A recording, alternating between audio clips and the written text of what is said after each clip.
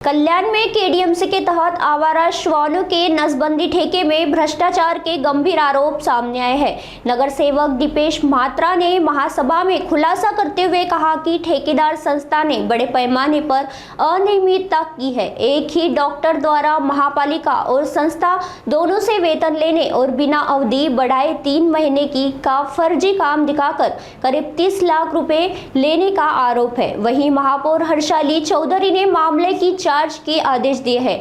आइए जानते हैं आगे दीपेश म्हात्रा ने क्या विस्तृत बयान दिया। भटक्या कुत्र्यांच्या बाबतीमध्ये आज महासभेमध्ये विषय घेण्यात आला होता। अतिशय गंभीर विषय भटक्या कुत्र्यांचा आहे। बऱ्याचशा लहान मुलांना कुत्र्याचा चावा घेतल्याने त्यांचा मृत्यू झालेला आहे आणि आज सभागृहामध्ये याची सविस्तर चर्चा झाली आणि काही लोकांनी याच्यामध्ये भ्रष्टाचार केला आहे, त्यांच्यावर कारवाई करण्याचे आदेश महापौरांनी दिलेले आहेत। मी प्रशासनाचे आणि महापौरांचे खूप खूप आभार मानतो की त्यांनी हा विषय सभागृहात मांडला।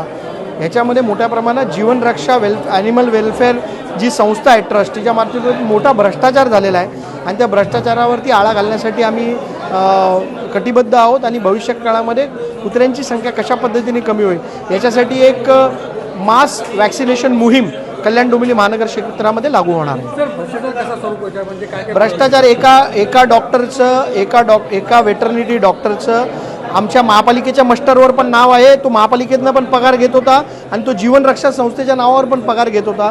त्याचबरोबर या संस्थेने जेव्हा यांना मुदतवाढ दिली नसताना पुढचे 3 महिने काम केलं आणि त्याच्यासाठी 30 लाख रुपये महापालिकेकडून त्यांनी वसूल केलेत। असा विविध प्रकारचा भ्रष्टाचार याच्यामध्ये झालेला आहे आणि ते प्रशासनाला पुरावे दिलेत आणि त्याच्यावरती कडक कारवाई होईल।